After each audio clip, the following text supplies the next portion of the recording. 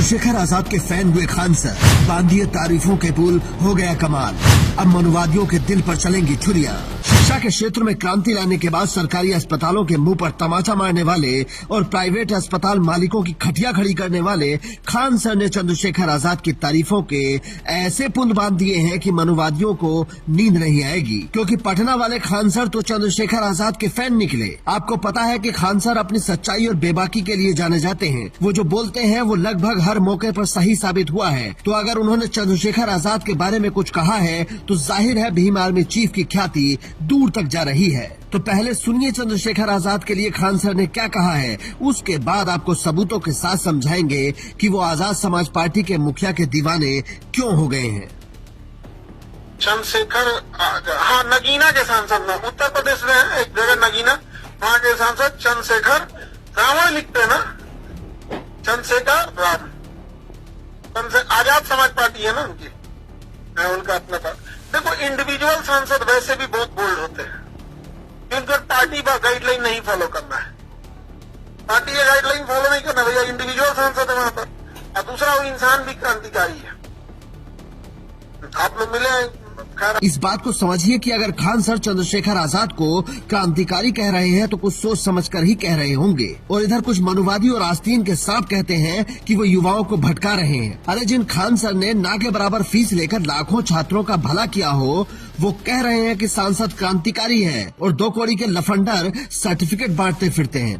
खैर, उन्हें छोड़िए और समझिए कि आखिर खान सर चंद्रशेखर आजाद की तारीफ करने के लिए क्यों मजबूर हुए। पहली बात तो आप ये समझ लीजिए कि खान सर ने करोड़ों का ऑफर ठुकरा दिया था, तो उनसे कोई लालच देकर तो कुछ नहीं करवा सकता है। और उनके कोचिंग सेंटर में बम मार दिया था, तब भी वो क्लास लिए थे, तो कोई उन्हें डरा भी नहीं सकता है। मतलब जो बात वो बोल रहे हैं उसमें 100% केवल और केवल सच्चाई है। अब समझिए कि वो ऐसा क्यों बोल रहे हैं। देखिए, जब यूजीसी की नई गाइडलाइंस पर रोक लगी तो सड़कों पर उतरने वाले चंद्रशेखर आजाद पहले बड़े नेता बने। जब आरक्षण में क्रीमी लेयर की बात आई तो उन्होंने भारत बंद में अहम भूमिका निभाई और दिल्ली से अपनी ताकत दिखाई। जब सीएए एनआरसी बिल आया तो जेल से आने के बाद सीधे जामा मस्जिद पहुंच गए और संविधान दिखाकर सबको हिला दिया।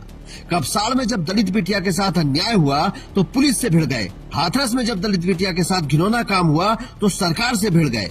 मतलब जब जब कमजोर लोगों को जरूरत पड़ी है, चंद्रशेखर आजाद सीना तान कर सबसे आगे खड़े दिखे हैं और इसीलिए लोग उनसे मदद की उम्मीद रखते हैं, जिसका सबूत ये तस्वीर है।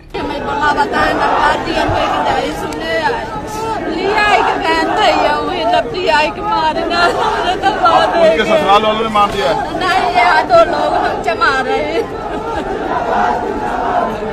गाँव में मारा? हाँ, एकदम बिटिया मार समझिन खड़ी। मानो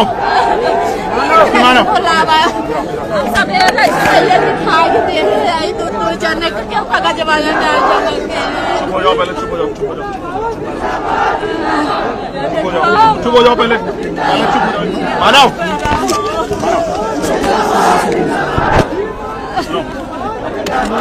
सोचिए, उम्र के आखिरी पड़ाव पर खड़ी ये महिला चाहती तो मदद के लिए किसी भी नेता के पास जा सकती थी, लेकिन उसे पता था कि इस तरीके से आंसू केवल वही पहुंच सकता है जो जनता को सर आंखों पर रखता हो और हर माँ को अपनी माँ समझता हो। ये विश्वास चंद्रशेखर आजाद ने कमाया है, इसीलिए उनकी रैलियों में भीड़ उमड़ रही है। नौजवान से लेकर बुजुर्ग तक अपना पैसा लगा कर आते हैं। अभी जौनपुर रैली की वो तस्वीर आपने देखी होगी, जिसमें करीब 80 साल की बुजुर्ग महिला हाथ में डंडा लेकर 100 किलोमीटर का सफर तय करके पहुंची और चंद्रशेखर आजाद ने भी उन पर प्यार लुटाया। और लोग कहते हैं कि पैसा कहां से आ रहा है। अरे सोचिए, जो बुजुर्ग सुबह 6 बजे रोटी पानी लेकर जौनपुर पहुंच गई, उसने कितनी रात से तैयारी शुरू कर दी होगी। जिस दिन आपको ये समझ आ जाएगा, उस दिन आप भी जनता के मन में घर करने लग जाओगे। बाकी खान सर ने जो चंद्रशेखर आजाद के बारे में कहा है, वो ज्यादा से ज्यादा लोगों तक पहुंचाने की जिम्मेदारी आपकी है, क्योंकि एक शिक्षक जो पहचान सकता है वो कोई और नहीं पहचान सकता। तो अगर उत्तर प्रदेश में एक क्रांतिकारी नेता है जिसे पटना में बैठकर खान सर तराशता हुआ देख रहे हैं, तो आपकी भी जिम्मेदारी बनती है कि उसके बारे में दूसरों तक ये जानकारी पहुंचाएं। इसीलिए स्टोरी को जमकर शेयर कीजिए और खान सर के बारे में 2 शब्द कमेंट बॉक्स में जरूर लिखिए। Bureau report, India news.